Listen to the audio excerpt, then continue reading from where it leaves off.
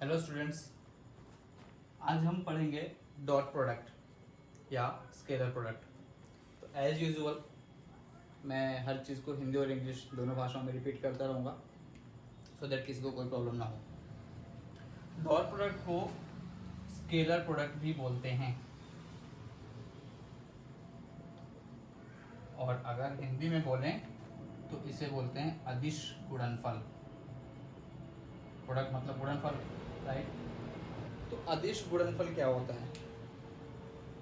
अगर अदिश गुणनफल है तो सदिश गुणनफल भी होगा, यानी कि अगर स्केलर प्रोडक्ट है तो कुछ वेक्टर प्रोडक्ट भी होगा।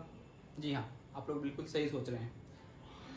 वेक्टर्स को हम दो तरीके से मल्टीप्लाई कर सकते हैं, पहला स्केलर तरीके से और दूसरा वेक्टर तरीके से। ये जो हम स्केलर तरीका या वेक्टर तरीका बोलते हैं, this is based upon the result, कि प्रोडक्ट के बाद हमारा जो रिजल्ट आ रहा है वो स्केलर है या वेक्टर है। तो स्केलर प्रोडक्ट का मतलब ये हुआ कि जब हम दो वेक्टर्स को मल्टीप्लाई करेंगे तो उनका रिजल्ट स्केलर आना चाहिए। ठीक है, इसको हम लोग डिफाइन इस तरह से करते हैं। मान लीजिए एक वेक्टर है ए और दूसरा वेक्टर है बी वेक्टर। तो ए डॉट बी, इस तरह से हम लोग लिखते हैं डॉट प्रोडक्ट को। ठीक है, ऐसे मत लिखना कि ए क्रॉस बी। ए वेक्टर डॉट बी वेक्टर जब लिखेंगे तब हम बोलेंगे कि हम ए और बी वेक्टर्स का डॉट प्रोडक्ट कर रहे हैं, यानी कि अदिश गुणनफल हम निकालना चाह रहे हैं ए सदिश और बी सदिश का। तो अदिश गुणनफल को किस तरह से लिखते हैं? अगर हमारे पास दो सदिश हैं, सदिश ए और सदिश बी, तो उनका अदिश गुणनफल हम लिखेंगे ए सदिश डॉट बी सदिश। और इसका जो रिजल्ट होता है, अगर दो वेक्टर्स का हम डॉट प्रोडक्ट करें, इसका जो रिजल्ट होता है वो होता है ए का मैग्नीट्यूड इंटू बी का मैग्नीट्यूड इंटू कॉस थीटा। यानी कि ए का परिमाण निकाल लो आप, बी का परिमाण निकाल लो आप और कॉस थीटा निकाल लो, और तीनों को अलजेब्राइक तरीके से गुणा कर दो, मल्टीप्लाई कर दो। मान लो कि एक वेक्टर ए है जिसका मैग्नीट्यूड है 3, एक वेक्टर बी है जिसका मैग्नीट्यूड है 5 और cos थीटा की वैल्यू अगर है 1/2। तो मैं तुमसे पूछूं कि बेटा ए वेक्टर डॉट बी वेक्टर क्या होगा, तो बोलोगे कि ए vector dot b vector, a सदिश डॉट बी सदिश बराबर ए का मैग्नीट्यूड क्या है 3, तो 3 गुणे बी का मैग्नीट्यूड 5 गुणे cos थीटा 1/2, 15/2। ये आ गई सीधे सीधे ए डॉट बी की वैल्यू। क्या आप देख सकते हैं कि 15/2 एक ऐसा नंबर है जो आप बचपन से पढ़ते आ रहे हैं। 15/2 एक अलजेब्राइक नंबर है। अलजेब्राइक नंबर जितने भी होते हैं वो सारे के सारे अदिश होते हैं, या इंग्लिश में बोले तो स्केलर होते हैं, स्केलर क्वांटिटीज होती हैं सारी की सारी। ठीक है, क्योंकि इनका कोई डायरेक्शन नहीं है। 15/2 अपवर्ड से, डाउनवर्ड से, राइटवर्ड से, लेफ्टवर्ड से, किधर है, ऊपर नीचे दाएं बाएं किधर है, कोई दिशा नहीं है इसकी, इसलिए ये स्केलर है, अदिश है। तो डॉट प्रोडक्ट का जो रिजल्ट आएगा वो हमेशा अदिश राशि आएगी। ये हम लोग इस तरीके से डॉट प्रोडक्ट को डिफाइन करते हैं। अब डॉट प्रोडक्ट को डिफाइन करने की जरूरत क्या पड़ी? डॉट प्रोडक्ट को डिफाइन करने की एक बहुत स्ट्रॉन्ग रिक्वायरमेंट थी, कंपोनेंट निकालना। कंपोनेंट मतलब घटक हिंदी में। अब ये क्या बोला है भाई? देखो, अभी तक हमने ट्रायंगल लॉ को प्रूव किया, पैरेललोग्राम लॉ को प्रूव किया, है ना, चतुर्भुज वाले नियम को भी प्रूव किया था हमने। तो उसमें क्या किया था हमने, अगर आपको याद हो तो दो वेक्टर्स ऐसे ऐसे थे, ए वेक्टर बी वेक्टर। ठीक है, फिर ये पैरेलल वेक्टर्स ड्रॉ किए हमने। अब इसको आगे बढ़ा के यहां से हमने एक परपेंडिकुलर डाला था, लंब डाला था। ठीक है, ये हो गया अपना बी वेक्टर इसके सामने। तो अब इस पार्ट को हमने लिखा था बी कॉस थीटा और इस पार्ट को लिखा था b sin थीटा। तो ये जो b cos थीटा और b sin थीटा लिखा है हमने, यही b वेक्टर के दो कंपोनेंट्स हैं। अगर हमें एक वेक्टर दिया गया है b वेक्टर और बोला गया है कि भाई इसका कंपोनेंट निकालो, तो कंपोनेंट हमेशा किसी न किसी डायरेक्शन में निकलेगा। अच्छा आप सोचो ये b वेक्टर रहेगा, ठीक है, मैंने बोल दिया कि इस वेक्टर के डायरेक्शन में आपको कंपोनेंट निकालना है, तो आप ये वाला एंगल लोगे ना, फिर ये b cos थीटा करोगे। अगर मैंने बोल दिया कि इस वेक्टर के डायरेक्शन में आपको कंपोनेंट निकालना है, तो फिर आप ये वाला एंगल लोगे ना थीटा डैश, फिर आप b cos थीटा डैश निकालोगे, ठीक है। यहाँ पर क्योंकि ये एंगल थीटा होता था इसलिए हम बोले थे कि ये भी थीटा होगा, ठीक है, सिंपल मैथ्स।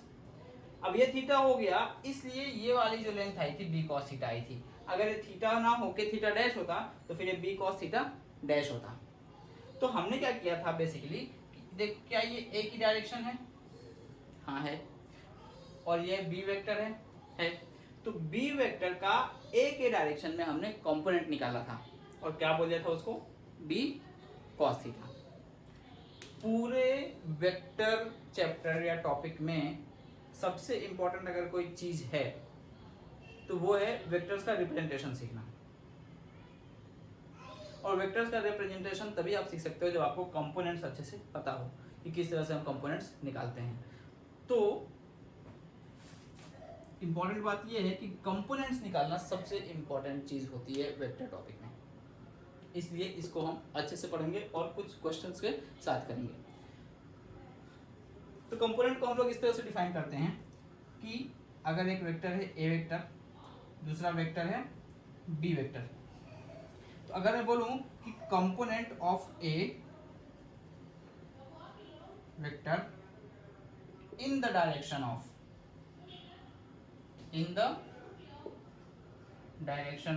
b वेक्टर, तो मतलब ये हुआ कि a सदिश का घटक, मतलब a सदिश का वो अंश, घटक मतलब अंश, भाग, जो b की डायरेक्शन में है,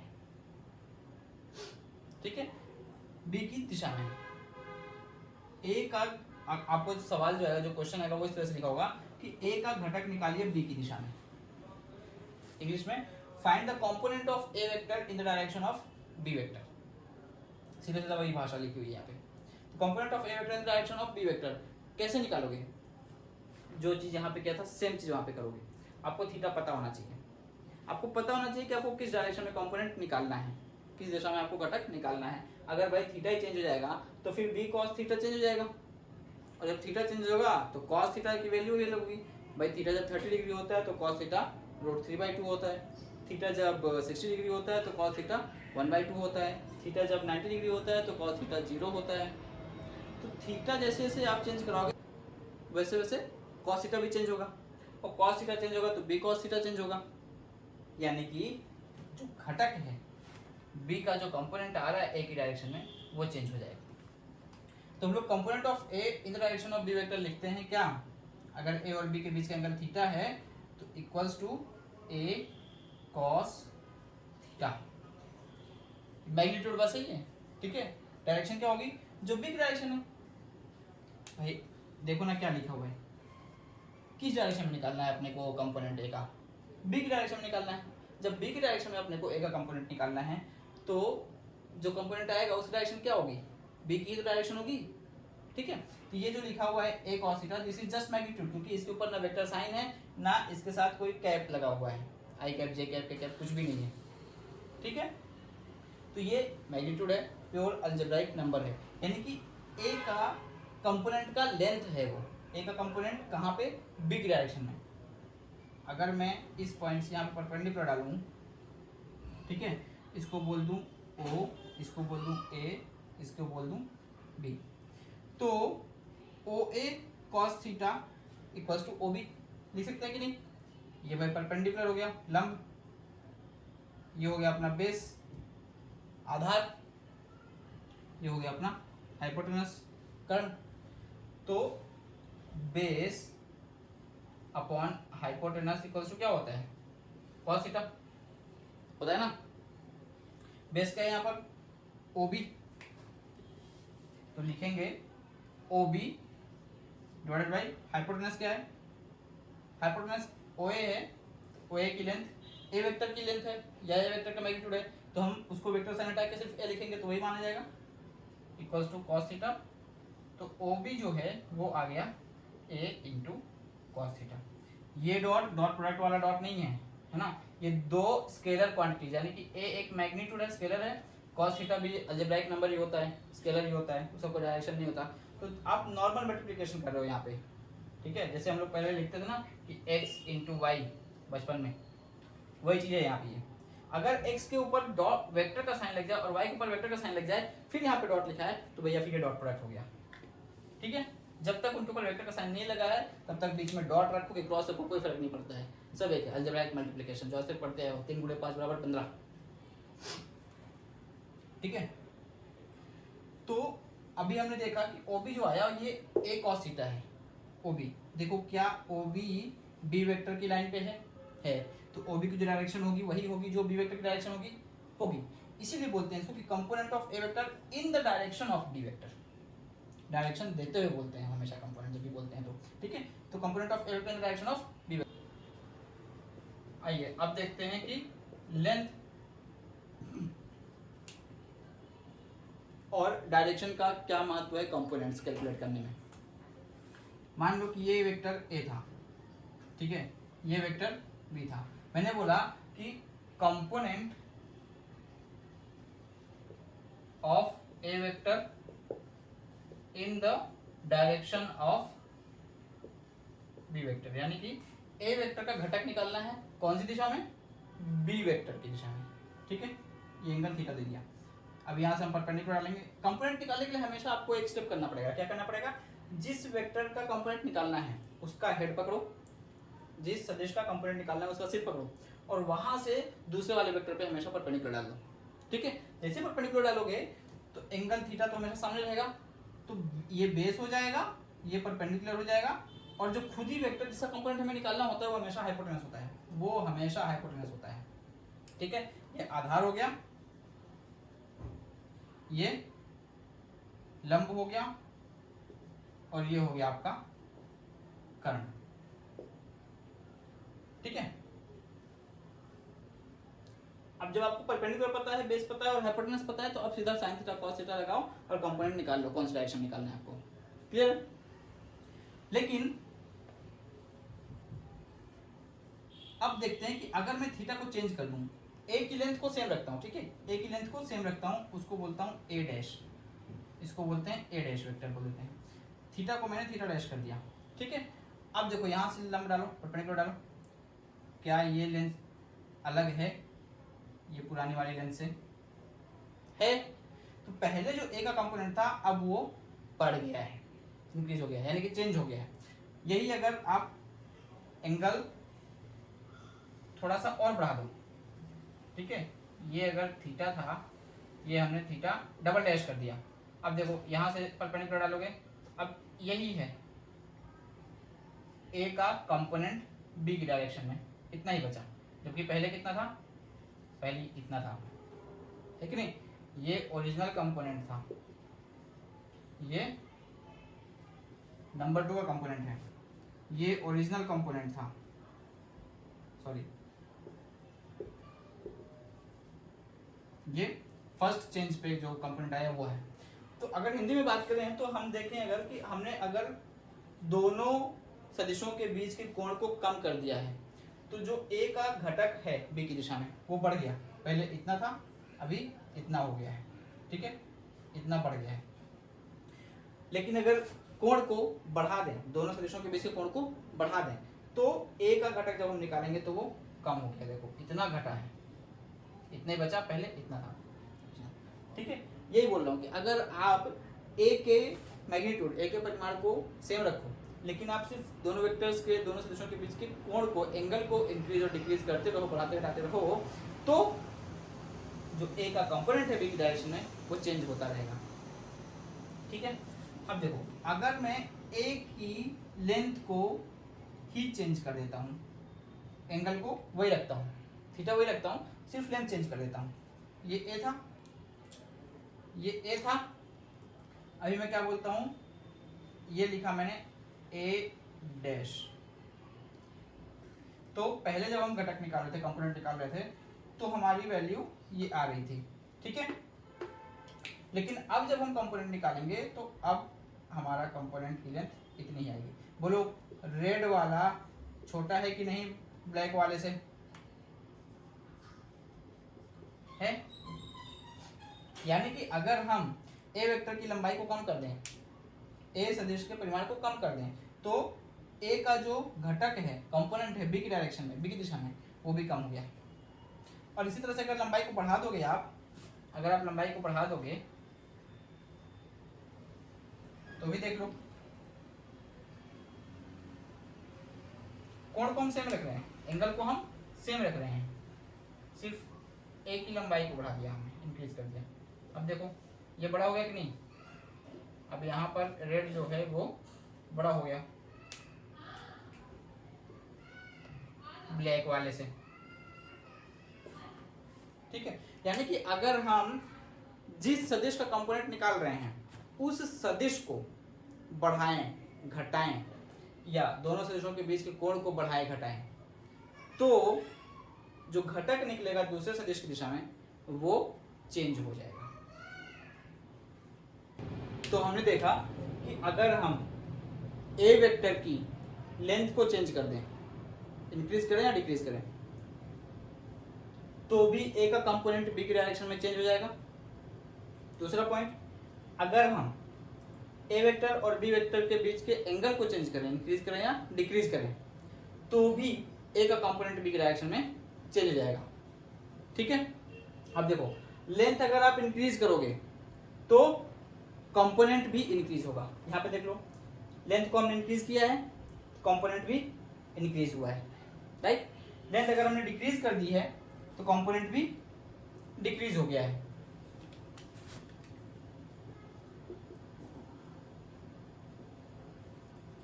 लेकिन एंगल से केस में उल्टा है। अगर आप एंगल को इंक्रीज कर रहे हो तो देखो कंपोनेंट छोटा हो गया, डिक्रीज हो गया। अगर आप एंगल को डिक्रीज कर रहे हो, पहले इतना था अभी इतना बचा, तो कंपोनेंट बढ़ गया। सीधी सी बात है ना भाई। अगर मैं बोलूं कि ये ए की डायरेक्शन में कितना बड़ा है, पूरा ए है, लेकिन अगर ये ए है और ये बी है तो ए बी की डायरेक्शन में कितना है, 0। A into b cos theta, theta 90 degree, तो a into b into 0, cos theta जब 90 होता है तो कॉस 90 0 हो जाता है, तो ये वैल्यू जाएगी 0। यानी कि ए का कोई भी कंपोनेंट बी डायरेक्शन में नहीं है। लेकिन जब ए का खुद ही की डायरेक्शन में पूछोगे तो मैक्सिमम होगा, वही होगा, ए की वैल्यू होगी। यानी कि जैसे जैसे दो वेक्टर्स के बीच में एंगल बढ़ता जाता है वैसे वैसे उनके कंपोनेंट्स दूसरे के डायरेक्शन में डिक्रीज होते जाते हैं। लेकिन जैसे जैसे लेंथ बढ़ती जाती है, एंगल कांस्टेंट रखेंगे तो वैसे वैसे कंपोनेंट बढ़ेगा। हिंदी में इसी चीज को बोले तो अगर हम सदिश ए की लंबाई को बढ़ा दें तो ए का घटक बी की दिशा में बढ़ जाएगा। देख लो यहाँ, सदिश ए की लंबाई को घटा दें तो जो घटक है सदिश बी की दिशा में वो कम हो जाएगा। पहले इतना था अभी इतना बचा। कोण के केस में उल्टा है। कोण अगर बढ़ाओगे, देखो पहले कोण इतना था अभी कोण इतना है, कोण हमने बढ़ा दिया तो जो सदिश ए का बी की दिशा में जो घटक निकला वो इतना बचा। पहले कितना था, इतना था, कम हो गया। कोण बढ़ाने से सदिश का घटक कम हो गया। और कोण पहले इतना था अभी इतना है, कोण घटा दिया हमने तो सदिश का जो घटक है वो पहले इतना था अभी इतना हो गया, बढ़ गया। ठीक है, तो डायग्राम्स बना लो आप। अगर आप चाहो तो पॉइंट्स भी नोट कर सकते हो दोनों ही केसेस में कि थीटा बढ़ाने से क्या होगा, घटाने से क्या होगा, लेंथ बढ़ाने और घटाने से क्या होगी। आइए अब फटाफट एक सवाल करते हैं। क्या सवाल है? वेक्टर बी की जो लेंथ है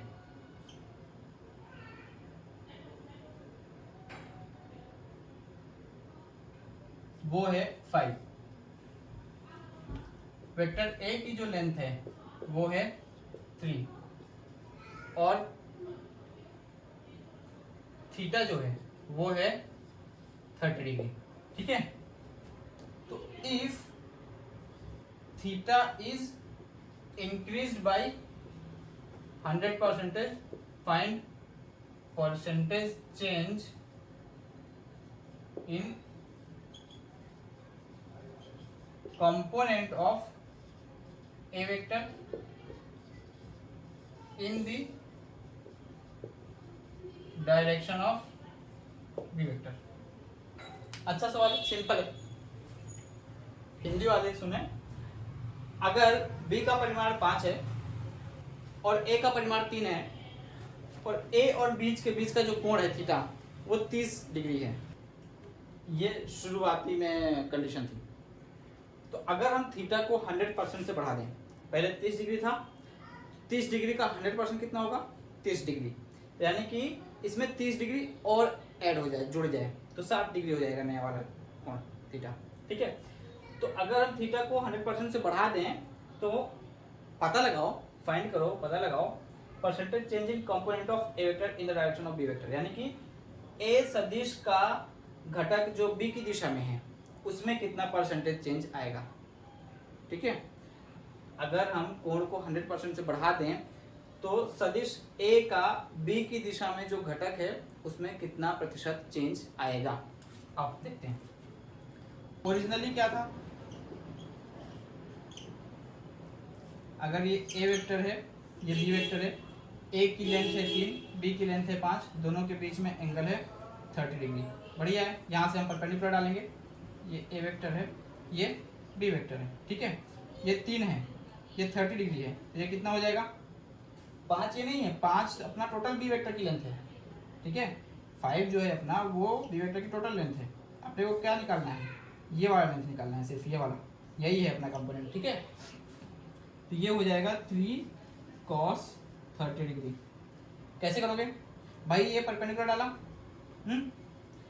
थीटा के सामने वाला हमेशा परपेंडिकुलर होता है, तो थीटा के साथ वाला क्या हो गया बेस, बचा हुआ क्या हो गया हाइपोटेनस, तो base upon hypotenuse equals to cos theta, theta 30 degree है तो बेस क्या हो गया हाइपोटेनस कॉस 30, हाइपोटेनस की लेंथ कितनी है 3 है, तो 3 cos 30, ये जो लिखा है यहाँ पे 3 cos 30। ठीक है, तब ए का जो कंपोनेंट था बी की डायरेक्शन में वो था 3 cos 30।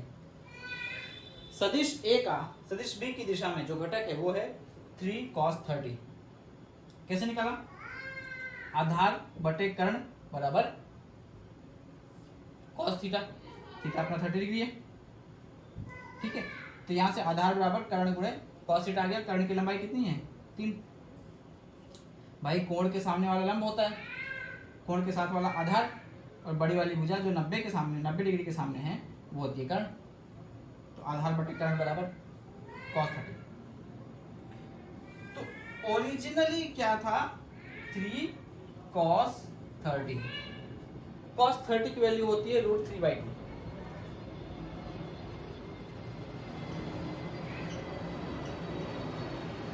ये हो गया 3√3/2, ये ओरिजिनल कंपोनेंट है ए का बी की डायरेक्शन में। अब देखते हैं जब थीटा को 100% से चेंज कर दिया गया तो फाइनली क्या हुआ। फाइनली जो थीटा है वो हो गया 30 डिग्री प्लस 100% ऑफ 30 डिग्री, यही है ना। थीटा इज इंक्रीज बाय 100%, मतलब कि थीटा को हमने 100% से इंक्रीज कर दिया, तो पहले जितना था वो तो रहेगा ही, उसमें और बढ़ा कितना, पहले जितना था उसका 100%, तो 100% ऑफ 30 डिग्री क्या होता है, 100% का मतलब क्या होता है 1, और ऑफ का मतलब होता है मल्टीप्लीकेशन, तो 1 इंटू 30 डिग्री कितना हो गया ये 60 डिग्री। कंपोनेंट का फॉर्मूला तो वही रहेगा ना, ए की लंबाई तो हमने चेंज नहीं की, ए कितना है 3 था पहले भी, अभी भी 3 है, तो 3 cos थीटा बस चेंज हुआ है, तो cos 60 डिग्री कर दो इसको, तो 3 इंटू cos 60 की वैल्यू होती है भैया 1/2, तो 3/2। अब हमें निकालना है परसेंटेज चेंज, अब हमें निकालना है परसेंटेज चेंज, कितना प्रतिशत बदलाव आया, कितना प्रतिशत परिवर्तन आया। तो फाइनल कितना हुआ, परसेंटेज चेंज को कैसे निकालते हैं, final value minus initial value, Hindi में लिखोगे अगर इसको तो अंत में जो आपका मान आता है कैलकुलेशंस की, जो अंत में वैल्यू आती है वो माइनस प्रारंभिक value divided by initial value. हमेशा इनिशियल वैल्यू पे ही परसेंटेज निकाला जाता है, इंटू 100 करोगे। फाइनल वैल्यू क्या है 3/2, इनिशियल वैल्यू क्या थी 3√3/2 divided by initial value 3√3/2। 2 2 2 cancel हो गया, 3 3 3 कैंसिल हो गया, 1 माइनस √3/√3 इंटू 100%। अब जिसको सॉल्व करना है वो उसको करते रहना अपना, ठीक है, कैलकुलेट करके निकाल लेना। तो देखो √3 जो है वो उसकी वैल्यू होती है 1.7 समथिंग, ठीक है। तो मतलब ये क्या नेगेटिव होगा, अगर हम इसको देखें तो ये हो जाएगा √3 - 3/3 इंटू 100, तो ये हो जाएगा -1.3 डिवाइडेड बाई 3 इंटू 100%, ठीक है। यहाँ पे मैंने ऊपर नीचे √3 से मल्टीप्लाई डिवाइड कर दिया, √3 से ऊपर नीचे गुणा कर दिया है मैंने, ठीक है। तो 1 इंटू √3 हो गया, √3 इंटू √3 3 हो गया, √3 इंटू √3 3 हो गया। तो ऐसे करके ये √3 - 3/3 आ गया, -1.3/3। √3 की वैल्यू 1.7 होती है, तो 3 में से आप 1.7 माइनस करोगे तो ये आ गया। अब देखो क्या निगेटिव है वैल्यू, हाँ, यानी कि क्या कंपोनेंट में परसेंटेज चेंज जो है वो नेगेटिव है, हाँ, यानी कि क्या कंपोनेंट की लेंथ घटी है, कंपोनेंट की वैल्यू घटी है, फाइनल जो वैल्यू हो रही है वो कम होगी, तभी तो आप चेंज जो निकालोगे वो फाइनल माइनस इनिशियल करके नेगेटिव आएगा, राइट। इसका मतलब प्रूव हो गया कि जैसे ही आपने एंगल को बढ़ा दिया जो आपका कंपोनेंट की लेंथ है वो कम हो जाएगी, ठीक है। तो अब फटाफट कुछ पॉइंट्स नोट करते हैं डॉट प्रोडक्ट के केस में। सबसे पहला डेफिनेशन, परिभाषा, डॉट प्रोडक्ट की परिभाषा क्या है, डेफिनेशन क्या है, कैसे डिफाइन करते हैं। दो सदिशों का डॉट प्रोडक्ट अदिश गुणनफल बराबर पहले सदिश का परिमाण गुणे दूसरे सदिश का परिमाण गुणे कॉस थीटा। यहाँ पर थीटा क्या है, थीटा है angle between vector A and vector B. Theta क्या है यहाँ पे, सदिश ए और सदिश बी के बीच का कोण है, यानी कि जिन दो सदिशों का आप गुणनफल निकालना चाह रहे हो, अदिश गुणनफल निकालना चाह रहे हो, उन दोनों सदिशों के बीच का आपको कोण भी पता होना चाहिए, तभी इन दोनों का अदिश गुणनफल निकाल सकते हो, कोण का कॉस निकाल के, ठीक है। Second point,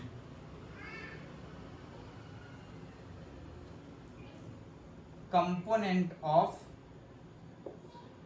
A vector in the direction of B vector.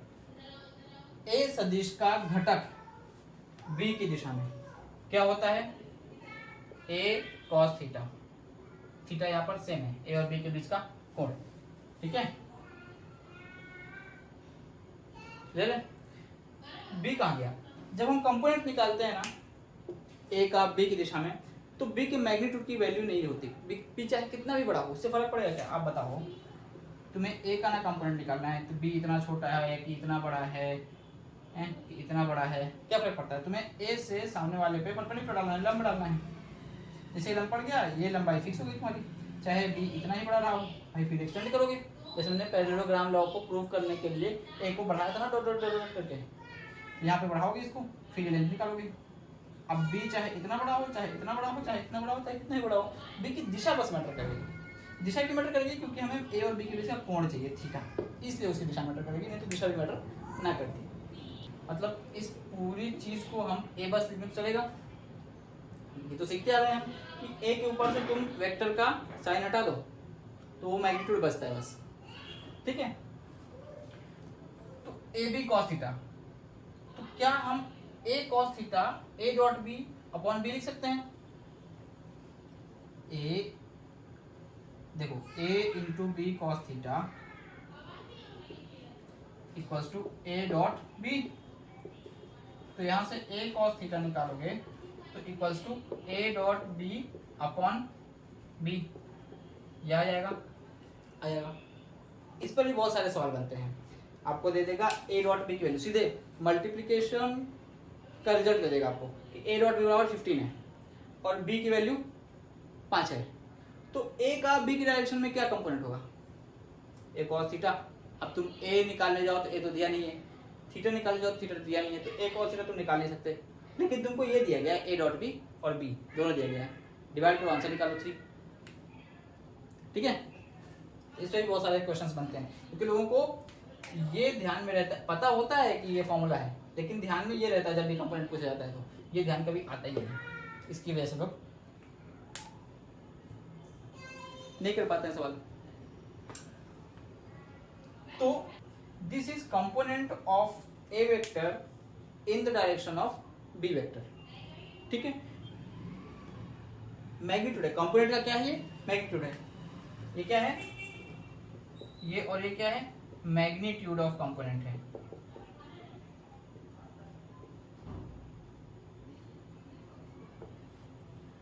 घटक का परिमाण है ये, घटक नहीं है, क्योंकि घटक जब हम बोल रहे हैं तो देखो हम बोल रहे हैं दिशा भी जुड़ी हुई है उसके साथ। Component of vector in the direction of B vector, मतलब कि ए का तुम कंपोनेंट तो निकालो, लेकिन उसको किस दिशा में निकालो? बी की दिशा में निकालो। तो बी की दिशा आप जब उसको दे दोगे उस घटक को, यानी कि ये जो मैग्नीट्यूड आपने निकाला, इस मैग्नीट्यूड को जब आप बी की दिशा दे दोगे, तब ये टोटल कंपोनेंट, कंप्लीट कंपोनेंट बन जाएगा। फिर से सुनो, ये जो लाइन लिखी हुई है इसमें देखो ये भी लिखा हुआ है in the direction of B vector, मतलब ए का कंपोनेंट तो तुम निकालो, लेकिन किसकी दिशा में निकालो? बी की दिशा में निकालो। मैंने तुमको एक वेक्टर ए दे दिया, दूसरा और दूसरा वेक्टर दिया ही नहीं, फिर तुम बोलोगे ए का कंपोनेंट निकालना है, कौन सी डायरेक्शन में निकालना है, किधर निकालना है, पता नहीं। कोई इधर निकालेगा, कोई इधर निकालेगा, कोई इधर निकालेगा, कोई इधर निकालेगा, समझ रहे हो? लेकिन जब मैंने तुमको बोल दिया कि भैया ये है बी की दिशा और बी की दिशा में एक कंपोनेंट निकालो, फिर तुम यहाँ से इसके परपेंडिकुलर डालोगे और एक कंपोनेंट निकालोगे। ठीक है, तो इस कंपोनेंट की एक डायरेक्शन हुई कि नहीं हुई? कौन सी डायरेक्शन हुई? बी की डायरेक्शन। इधर तो नहीं जा रहा नहीं कंपोनेंट, इधर तो नहीं जा रहा नहीं कंपोनेंट, इधर तो नहीं जा रहा नहीं कंपोनेंट, इधर जा रहा है, बी की डायरेक्शन में जा रहा है। तो जब ये कंपोनेंट बी की डायरेक्शन में जा रहा है और कंपोनेंट के पास मैग्नीट्यूड तो है ही, हमने एक cos थीटा डिफाइन कर रखा है, कंपोनेंट को फाइंड किया, डिफाइन किया, फाइंड किया कि कंपोनेंट एक cos थीटा होता है, मैग्नीट्यूड उसकी डायरेक्शन बी की डायरेक्शन है।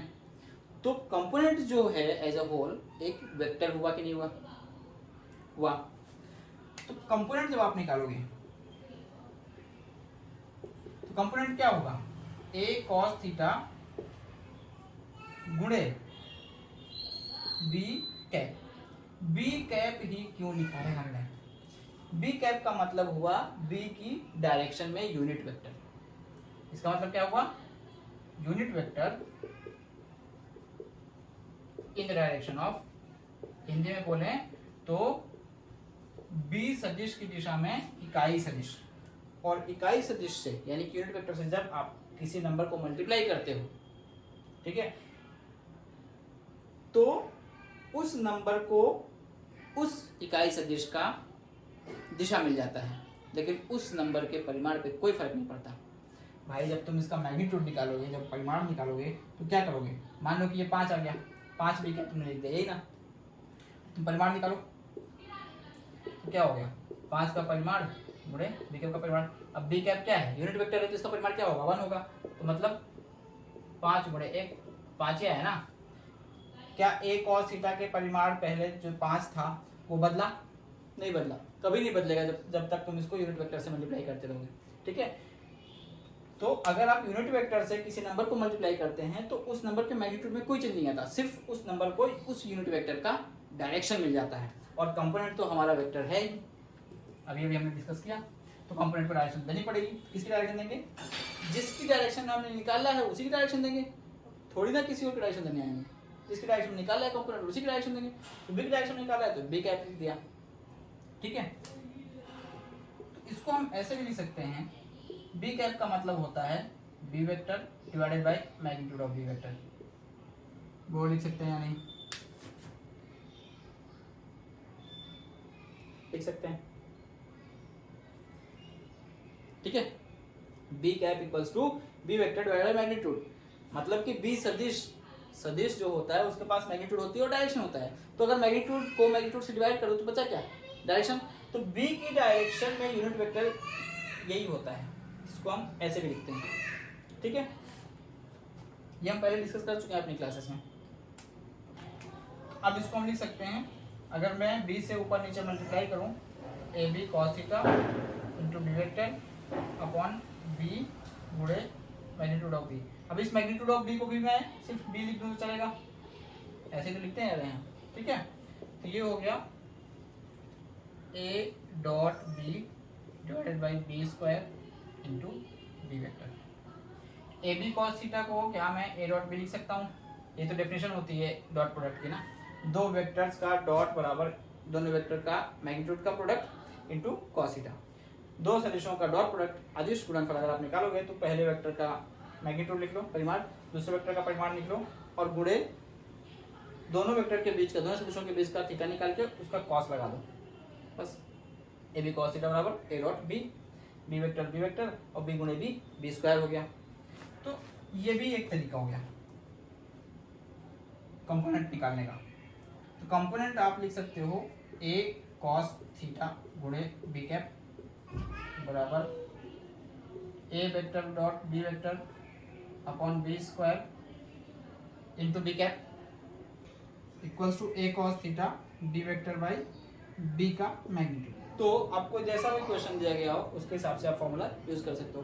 बेसिकली रटने की जरूरत नहीं है, आपको सिर्फ ये पता होना चाहिए कि कंपोनेंट क्या होता है ए कॉस थीटा, जहाँ पे ए वो वेक्टर का मैग्नीट्यूड है जिसका हमें कंपोनेंट निकालना है, थीटा दोनों वेक्टर्स के बीच का एंगल है।